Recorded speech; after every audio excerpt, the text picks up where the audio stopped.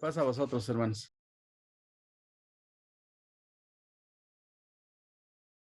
Nuevamente, hermanos, pasa a vosotros. Quisiera que antes de que comenzáramos en forma el tema, me ayudaran algunos de ustedes a leer, aunque ya hemos leído la escritura. Hechos capítulo 5, versos 12 al 16. Si alguien me ayuda, mis hermanos.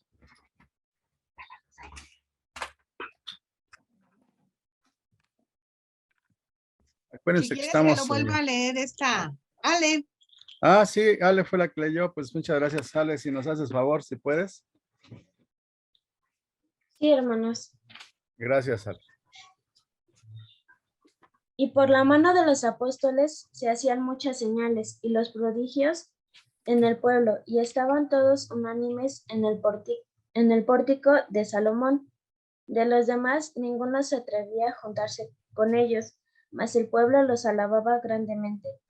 Y los que creían en el Señor aumentaban más, gran número así de hombres como de mujeres, tanto que sacaban a los enfermos a las calles y los ponían en camas y lechos, para que al pasar Pedro, a lo menos su sombra cayese sobre alguno de ellos. Y aún de las ciudades vecinas muchos venían a Jerusalén, trayendo enfermos y atormentados de espíritus inmundos, y todos eran sanados. Amén.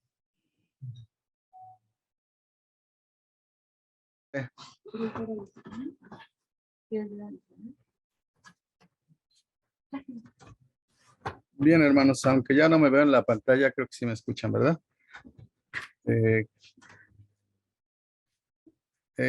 Vamos a estudiar hoy, como hemos estado estudiando el libro de los Hechos, y vamos a ir a esta lectura, que es la lectura base, la que Ale nos hizo favor de leer ya 2 veces, junto con ustedes, los versos 12 al 16 de Hechos capítulo 5. En nuestros tiempos, hermanos, hay una palabra o un concepto que se ha usado mucho, y yo no sé si de una manera correcta, y a lo mejor ustedes me van a ayudar a saber si se ha usado de forma correcta o incorrecta, o se ha definido de forma correcta o incorrecta. El vocablo es tolerancia. ¿Y qué es tolerancia? Fíjense que a veces usamos mucho la frase de decir, ay, me cae muy mal, pero lo tolero o la tolero, ¿no? No sé, sería el equivalente como decir que tolerancia es aguantar. Yo me aguanto, ¿no? No entiendo a la otra persona por qué actúa así, pero pues me aguanto, la tolero. A mi forma de ver, hermanos, es una forma equivocada de entender la tolerancia. La tolerancia más bien se refiere a que sepamos amar aún a los que son diferentes y convivir aún con aquellos que son diferentes. Es decir, aceptar a aquellos que son diferentes. Y yo creo que no hay cosa más difícil, hermanos, de hacer. Inclusive para nosotros que somos cristianos y que leemos en la palabra de Dios que Dios no hace acepción de persona, nos cuesta mucho trabajo aceptar a las personas que son diferentes. De hecho, cuando se empezó a definir de esta manera el concepto de tolerancia, los psicólogos y los científicos sociales que ayudaron a definirla, en su mayoría eran judíos. Ellos se preguntaban, ¿por qué? ¿Por qué siempre ha habido este odio al judío? ¿Por qué vivíamos en Jerusalén, fuimos expulsados, y a la nación en la que llegábamos, ya fuera Grecia, Chipre, Roma, donde fuéramos, siempre éramos mal vistos? Y si sucedía algo, una plaga, una guerra, cualquier calamidad que viviera sobre la nación o la ciudad que estábamos habitando, ellos decían, siempre nos echan la culpa. Y cuando estos psicólogos judíos o científicos sociales comenzaron a definir lo que era tolerancia, ellos dijeron, creo que no es más bien porque seamos judíos, sino más bien porque somos diferentes. Y como somos diferentes, algo que la gente no tolera, no ha aprendido a tolerar, es al que es diferente. Así que si vemos a alguien que es diferente de color, de cultura, de edad, de lenguaje, de forma de ser, entonces siempre hay algo adentro de nosotros como que nos dice, no puedo convivir con esta persona, no la acepto. Es decir, no la tolero, no tengo tolerancia para con esa persona. En la lectura que teníamos, hermanos, hay un gran contraste y quisiera que me fueran acompañando allí con su vista en su Biblia, que tuvieran su Biblia ahí a la mano. Entre el verso 11 que veíamos la semana pasada con nuestro hermano Juanito y con otros de nuestros hermanos, y el verso 12 del capítulo 5, los voy a leer otra vez. Dice el verso 11 del capítulo 5 de Hechos. Y vino gran temor sobre toda la iglesia y sobre todos los que oyeron estas cosas. Ese es el verso 11. Y el verso 12, en donde vamos a comenzar hoy nuestro tema, dice, y por las manos de los apóstoles se hacían muchas señales y prodigios en el pueblo y estaban todos unánimes en el pórtico de Salomón.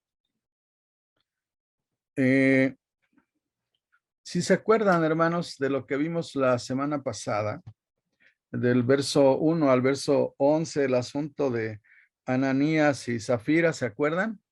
¿En qué termina esta porción de la escritura?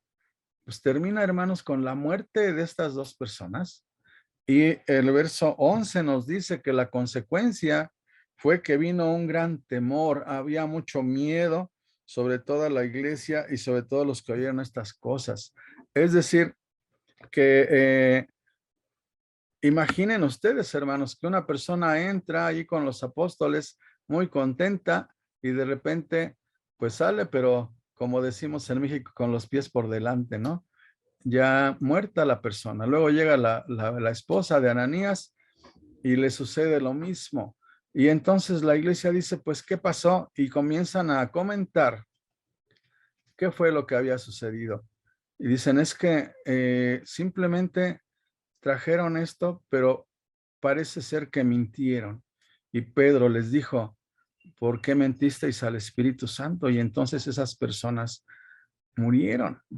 Y entonces al comentar todas aquellas miles de personas que conformaban la primera iglesia, vino un gran temor, según nos dice la escritura. Comenzaron a decir, como usó la frase mi hermano Juanito, que me voy a atrever a robársela, empezaron a decir, esto de ser cristiano es cosa seria, no es un juego. Y vino mucho temor, hermanos. Y es contrastante con el verso siguiente. Del temor se pasa a una situación de júbilo. Y por la mano de los apóstoles se hacían muchas señales y prodigios en el pueblo, y estaban todos unánimes en el pórtico de Salomón, y de los demás ninguno se atrevía a juntarse con ellos, mas el pueblo los alababa grandemente. Miren, hermanos, cómo es la palabra de Dios, que de un verso a otro nos pinta dos estados de ánimo contrastantes. En el primero hay un gran temor por lo que acaba de suceder. Y en el segundo hay un gran júbilo, hay un gran gozo, hay un estado de ánimo de entusiasmo, de ver portentos, porque los apóstoles comienzan a hacer grandes milagros. Y entonces la iglesia dice, el poder de Dios está aquí. Y comienzan a entender, hermanos, lo que hoy es motivo de nuestro análisis de la palabra de Dios. Comienzan a entender el poder de Dios. el poder del Espíritu Santo. Y Dios quiere, hermanos, que su pueblo, en este caso ahora nosotros, entendamos como aquella primera iglesia el poder de Dios. ¿Para qué se usa el poder de Dios? Se usa para los dos extremos. Se usa para dar muerte, ¿sí? Para dar muerte. Y para dar vida, para sanar. Porque eso es lo que nos están diciendo estos versos 11, 12 y en adelante de Hechos 5. Están dando cuenta de qué pasa cuando el poder de Dios interviene en la vida de las personas o cuando se hace uso del poder de Dios. Muchos hermanos comenzaron a ver a Pedro con cierto temor porque no comprendían que no había sido Pedro el que había decretado la muerte de estas personas. El que había decretado y ejecutado la muerte de estas personas no fue Pedro. Fue el Espíritu Santo, el poder de Dios, que destruyó a estas personas. Y en los versos siguientes, en los que acabo de leer, se empieza a hablar de una situación totalmente contrastante.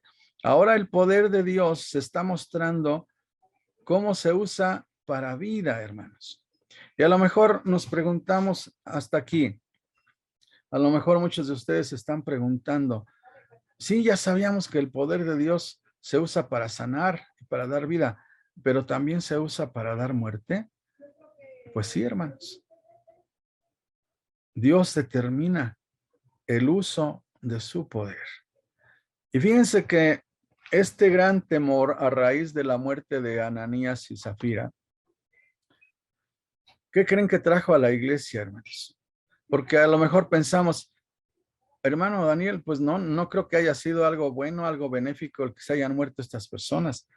Pues fíjense, hermanos, que la muerte de estos personajes, ese hecho portentoso y terrible, resultó en algo bueno para la iglesia. Porque la iglesia comenzó a conformarse y a decir, debemos de tomar las cosas de Dios con toda sinceridad y con toda honestidad. No podemos mentir en este asunto porque este asunto es un asunto de vida o muerte. Y hermanos, aquellos que comprendieron esto, se entusiasmaron cuando vieron ahora el poder de Dios actuando para dar vida, para sanar. Y al grado, hermanos, que dice el verso 13. Perdón, quisiera hacer un comentario del verso 12 al final. Dice que estaban todos unánimes en el pórtico de Salomón. Creo que ya algunos de mis hermanos han explicado. Yo cuando leía la palabra pórtico, decía, pues es una puerta. Entonces decía, pues es un espacio muy pequeñito, ¿cómo le hacía para caber tanta gente ahí? Es que los pórticos del templo eran espacios grandes, hermanos. Se calcula que el pórtico de Salomón medía algo así como 180 metros. O sea, si pensamos en la iglesia de Belisario, toda esa calle, toda esa cuadra, sería el pórtico. Y los pórticos eran algo así como lo que llamamos ahora los portales, ¿no? Por ejemplo, aquí en nuestra ciudad tenemos los portales de Santo Domingo. Es decir, era una serie de arcos, de columnas con arcos, y habían pasillos enormes en donde la gente se reunía para escuchar las enseñanzas de los maestros. Y en ese pórtico estaba reunida la iglesia de Dios. Y en el verso 13 dice que de los demás ninguno se atrevía a juntarse con ellos, mas el pueblo los alababa grandemente. Aquí algunos comentaristas, hermanos, dicen que cuando se dice que de los demás de los demás ninguno se atrevía a juntarse con ellos. Dicen, ¿quiénes son estos demás? ¿Quién es este resto de personas? Y algunos comentaristas dicen, pues eran los que no eran de los apóstoles, pero eran de los 120. ¿Se acuerdan que estaban en el principio 120 reunidos en un aposento alto? A mi forma de ver, hermanos, es incorrecta esta interpretación, porque en primer lugar no eran ya 120. Ya eran 8,000 o 10,000 personas los que estaban reuniendo ahí. Y en segundo lugar, cuando se habla de los demás, no se habla de la iglesia, de la comunidad de fe, de los que estaban ahí con los apóstoles. No, no, hermanos. Se está hablando de la gente que estaba alrededor y que no era de la iglesia. Ese grupo de personas que no pertenecían a la iglesia, que no eran de la comunidad de fe, se dividió en dos partes. Miren ustedes. El verso 14. Y los que creían en el Señor aumentaban más, gran número así de hombres como de mujeres. Tanto que sacaban los enfermos a las calles y los ponían en camas y lechos para que al pasar Pedro, a lo menos su sombra, cayese sobre alguno de ellos. Y aún de las ciudades vecinas muchos venían a Jerusalén trayendo enfermos y atormentados de espíritus inmundos, y todos eran sanados. Decía que se dividen en dos, hermanos, los no creyentes, aquellos que no formando parte todavía, al ver las grandes maravillas, al ver la gran sanidad que los apóstoles estaban realizando, sienten en su corazón la necesidad de unirse, aún con lo que había pasado con Ananías y Zafira. Estas personas dicen, esto es el poder de Dios. Y realmente Jesucristo es el Hijo de Dios que murió por nosotros, como estos hombres están predicando. Así que nos unimos a este grupo, nos unimos a estas personas. Es que hasta ese momento, hermanos,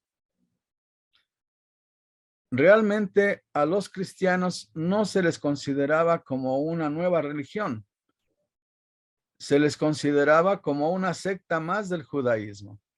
Es decir, habían fariseos, saduceos, herodianos, esenios, y ahora se agregaba otro grupo, los cristianos.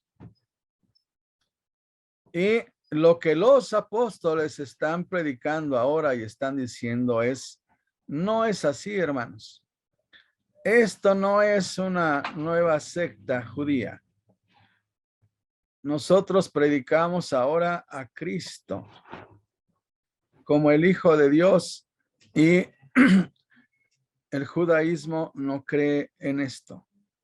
Así que nosotros no somos una parte nada más del judaísmo, sino que somos ahora una nueva forma de interpretar y de ver la escritura a raíz de lo que hemos visto y oído, de que hemos andado con Jesucristo y que este hombre Jesús de Nazaret realmente era el Hijo de Dios. Es el Hijo de Dios, puesto que murió, pero resucitó. No era, es, puesto que está vivo, ha resucitado, y nosotros hemos sido testigos de eso. Y la prueba de que es el Hijo de Dios es toda esta serie de maravillas que ustedes están viendo y que nos achacan a nosotros. No somos nosotros. No somos nosotros los que estamos sanando ni estamos dando vida. Es el poder de Dios, el poder que hay en el nombre de Jesucristo cuando la persona acepta a Jesucristo como su Salvador personal. Hermanos, esto es lo que estamos haciendo. Y dice aquí que en el verso 15, quiero leerlo de nuevo, dice, tanto que sacaban los enfermos a las calles y los ponían en camas y lechos para al pasar Pedro, a lo menos su sombra cayese sobre alguno de ellos. Quise releer este verso, hermanos, porque de aquí, de este verso, han salido muchas cosas buenas, pero también han salido muchas cosas malas. Porque ustedes saben que lamentablemente la palabra de Dios a veces es interpretada de una manera errónea. Fíjense que de aquí, de este verso, la Iglesia Católica se apoya para decir que las famosas reliquias, ¿sí se acuerdan lo que son las reliquias? Bueno, las reliquias son que, por ejemplo, ellos decían que Pedro había muerto en una cruz y que esa cruz, pues obviamente era de madera y que esa madera, si ustedes tenían un pedacito, ese pedacito tenía poder. Es decir, atribuir poder a las cosas, hermanos. Porque aquí, como estamos leyendo, había gente que ponía a los enfermos para que cuando menos la sombra de Pedro los alcanzase y los curase. Y entonces muchos empezaron a decir, ay, pues hay que agarrar el manto de Pedro, hay que agarrar y lo vendemos en pedacitos y luego lo metemos en un relicario o en un colgajo, en un medallón, en una bolsita y lo traemos aquí colgado en el cuello y eso nos va a proteger.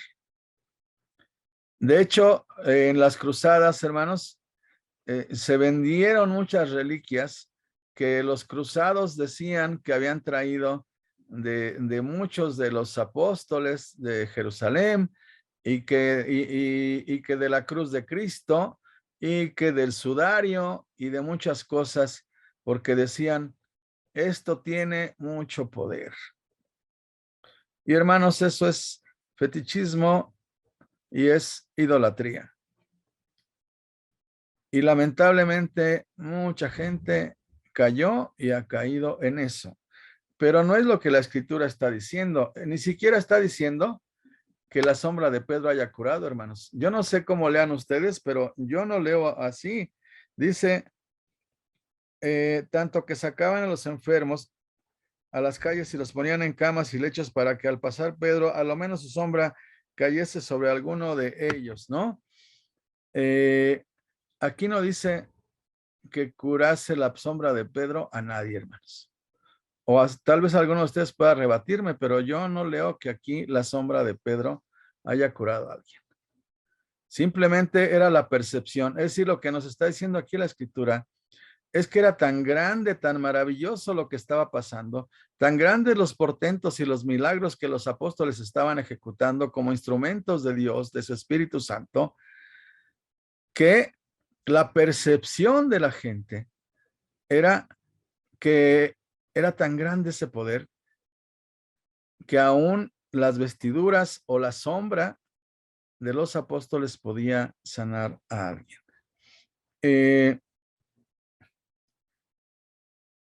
Lo que sí es cierto, hermanos, es que muchas personas fueron sanadas. Dice aquí el verso 16.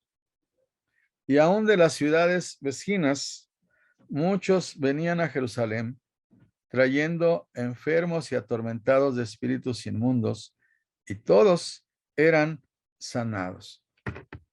Eso sí es cierto, hermanos, que hubo mucha sanidad, hubo mucha demostración de poder. Ahora, ¿por qué, hermanos? ¿Por qué? Es decir, ¿por qué el Espíritu Santo comanda, ordena y ejecuta la muerte de dos personas? Y después vuelve instrumentos a los apóstoles para dar sanidad, para hacer milagros. ¿Qué es un milagro, hermanos? Yo creo que alguna vez se han preguntado ustedes, ¿qué es un milagro? Bueno, alguien dice que es simplemente la interrupción o aquello que está fuera del orden establecido natural. Es decir,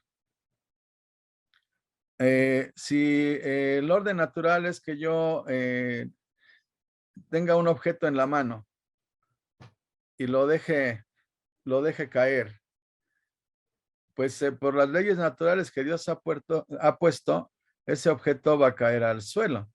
¿sí? O va a pegar en algún objeto que lo interrumpa. Es decir, ese es el orden natural de las cosas. En el caso de una enfermedad, hermanos,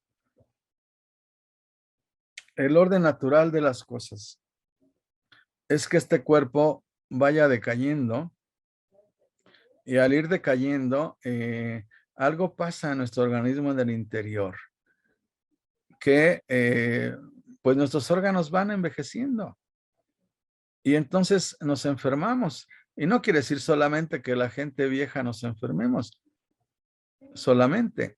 No, quiere decir, hermanos, que hay mecanismos en nuestro organismo y también fuera de nuestro organismo que pueden activar una enfermedad. De hecho, pues esta pandemia ya sabemos todos que viene por un virus, hermanos, y que puede penetrar el sistema inmunológico y la persona puede ponerse muy mal, muy grave y llegar a la muerte. Ese es el orden, vamos a decir, natural de las cosas. Entonces, cuando una persona está muy enferma y de repente los apóstoles llegaban y decían, en el nombre de Jesucristo, eres sano. Tú tienes esta enfermedad, pero en el nombre de Jesús vas a sanar. O tú eres paralítico, levántate y anda en el nombre del Señor Jesús. O tú tienes un cáncer terminal, en el nombre de Jesucristo, esa enfermedad se va a ir de ti. Tú no ves, en el nombre de Jesucristo, recobras la vista, vas a poder ver ahora. Tú eres leproso, se está cayendo tu carne, se está pudriendo, ya no tienes sensibilidad. En el nombre de Jesús vas a ser sano y tu carne va a ser como si fuera la carne de un bebé. Y así, hermanos, se dieron estos portentos de sanidad. Y yo les decía, ¿por qué? ¿Por qué y para qué se dio esto, hermanos? Creo que los versos que leímos son muy claros. Nos está diciendo que la consecuencia de eso, ¿cuál fue, hermanos? Dice, la consecuencia fueron dos cosas. El verso 13 nos dice, de los demás, ninguno se atrevía a juntarse con ellos, mas el pueblo los alababa grandemente. Es decir, la primera consecuencia con un grupo de personas fue, no, yo ya estaba pensando en creer, yo ya estaba pensando en unirme a estas personas, en estar en la iglesia de Dios. La verdad, me parece muy bonita la doctrina, lo que predican es maravilloso, pero creo que no, creo con todo mi corazón. Y ya vi lo que les pasó a las personas que no creen con todo su corazón, que no son íntegras delante de Dios. Yo no sé, estaba pensando como que unirme y bueno, pues empezar a ver como que pasa, como que, pues si me animo a convertirme, si me animo a creer de manera íntegra y dar toda mi vida al Señor. Pero, ¿y qué tal si de repente dudo y de repente me preguntan, oye, ¿tú de verdad crees en el Señor Jesús? Y yo les digo, pues sí, claro, pero en mi corazón lo que estoy pensando es, creo que no creo de todo corazón. Así que, viendo lo que les pasó a estas personas que no fueron íntegras delante de Dios, mejor no. ¿Qué tal si me muero? Como murieron Ananías y Zafira. La otra consecuencia fue, hermanos, contraria, que hubo personas que dijeron, esto es maravilloso. Esto de verdad tiene que venir de Dios.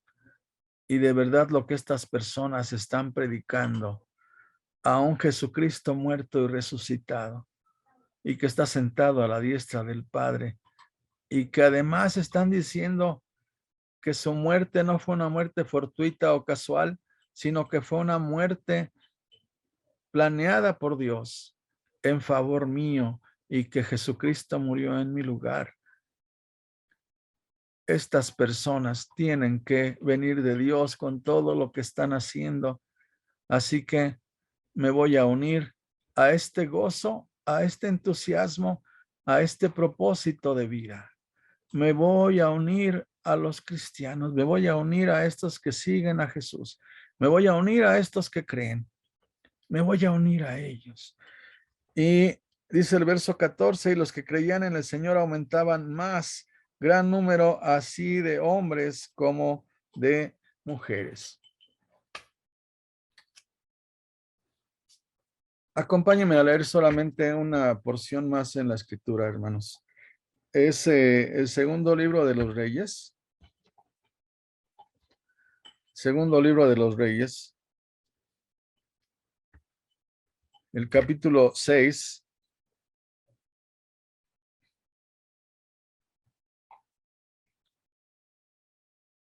Capítulo 6 del segundo libro de los Reyes. Voy a leer 3 versos. Del verso 18 al verso 20. Ya que esta historia es muy conocida de ustedes, hermanos. Dice así la palabra de Dios. Y luego que los sirios descendieron a él, oró Eliseo a Jehová y dijo: te ruego que hieras con ceguera a esta gente. Y los hirió con ceguera, conforme a la petición de Eliseo. Después les dijo Eliseo: no es este el camino, ni es esta la ciudad, Seguidme, y yo os guiaré al nombre que buscáis. Y los guió a Samaria. Y cuando llegaron a Samaria, dijo Eliseo: Jehová, abre los ojos de estos para que vean.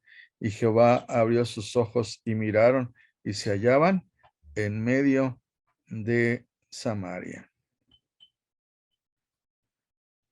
Si se acuerdan, hermanos,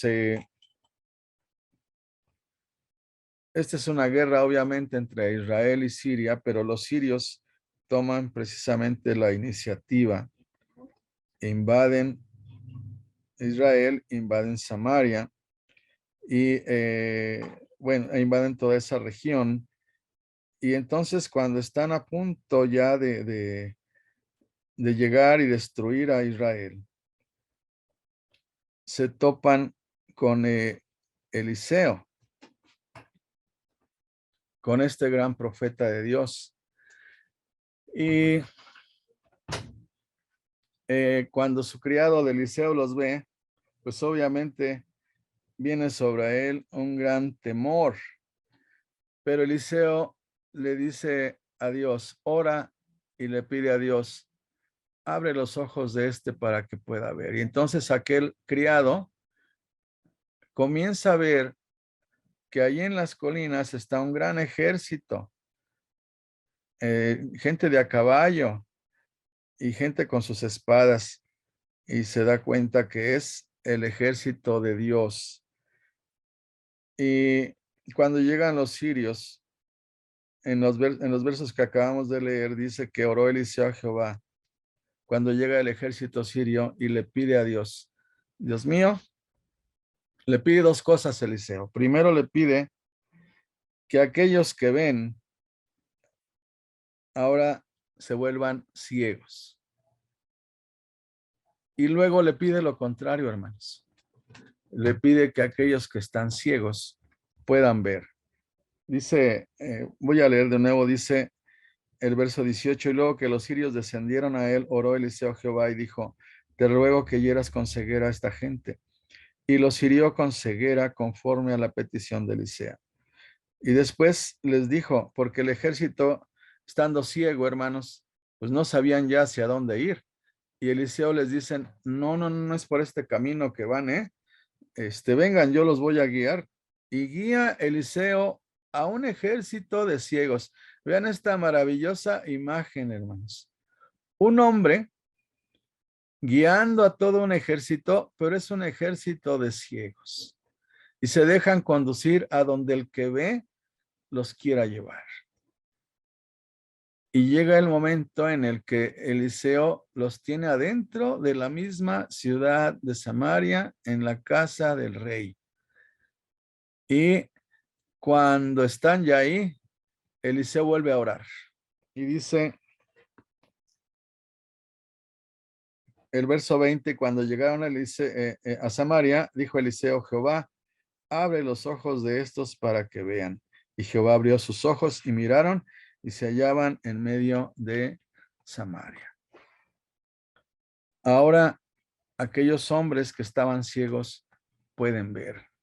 Y sin embargo, se encuentran en un lugar que no era donde esperaban encontrarse.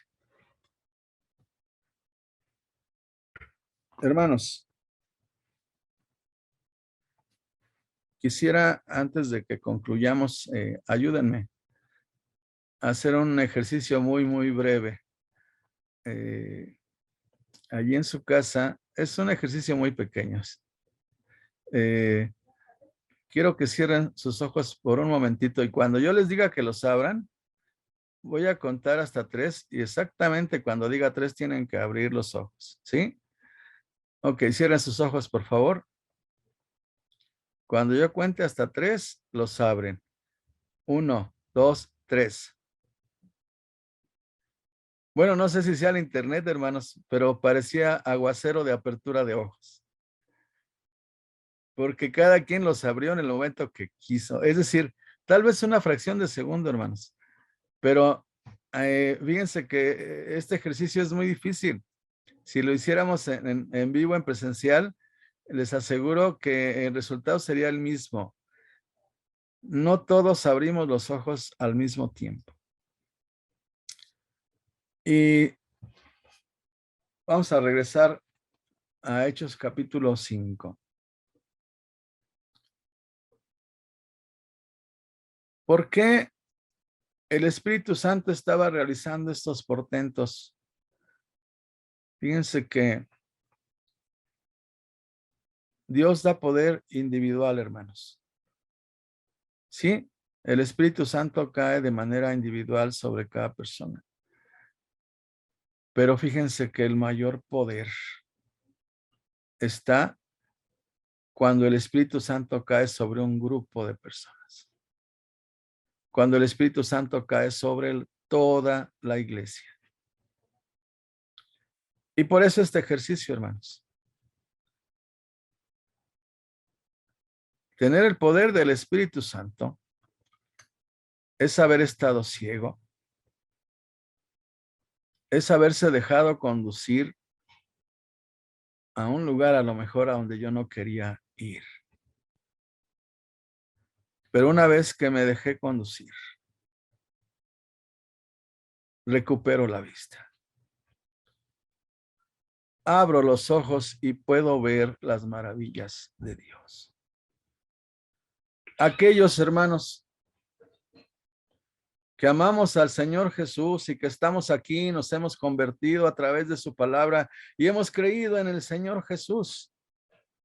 Hemos abierto nuestros ojos, hermanos. Y ese es el poder del Espíritu Santo. Cuando abrimos los ojos a un mundo diferente. Un mundo que ya no es el mundo en el que yo vivía. Es otro mundo, es el mundo de Dios. El mundo en el que Él me ha transformado y que su Espíritu Santo está en mí y me da poder para sanar. Me da poder para hacer maravillas. Pero esas maravillas son más portentosas y grandiosas y maravillosas cuando todos abrimos los ojos al mismo tiempo, que era lo que estaba pasando en esta iglesia primitiva, en esta iglesia primera. Los hermanos abrieron todos los ojos al mismo tiempo porque todos recibieron el Espíritu Santo y el Espíritu Santo los dejó ver. Y el Espíritu Santo les dio poder para contemplar el mundo de Dios, en el cual las leyes son diferentes, hermanos. Ya no son las leyes naturales, son las leyes del mundo de Dios. Esas leyes que son poderosas para transformar a la persona, para transformar la vida propia y para transformar la vida de otros. Porque sanar, hermanos, no solamente es sanar físicamente. Nuestro mundo, más que físicamente, está enfermo en el corazón, hermanos, en el interior. Y díganme si no tiene el Espíritu Santo poder para sanar el corazón de las personas. Si ha sanado el nuestro, hermanos, ha sanado nuestro corazón, ha sanado nuestra vida. Y eso quiere decir que tenemos poder, que podemos hacer uso del Espíritu Santo para sanar otras vidas, pero que ese poder, cuando estamos juntos, como dice ese estribillo, ¿verdad? Como cuando estamos juntos hay poder y autoridad. Cuando hemos abierto como iglesia todos nuestros ojos al mundo de Dios y cuando hacemos uso de su poder para hacer el bien, para transformar, para enseñar que Dios nos ama, para enseñar que envió a su Hijo a morir por nosotros, para enseñar que nos amó tanto Jesús que murió en una cruz por nosotros. Cuando abrimos todos al mismo tiempo nuestros ojos y usamos el poder de Dios, podemos transformar el mundo, hermanos. Que fue exactamente lo que hicieron estos apóstoles. De 12 hombres, hermanos, después fueron 120. Y de 120, después 3,000, y después 8,000, y después miles, de los cuales nosotros somos herederos, hermanos. Porque nosotros, aunque han pasado 2,000 años, nosotros hemos heredado esas creencias, pero más aún, hemos heredado ese poder de sanar y ser sanar. Amados hermanos,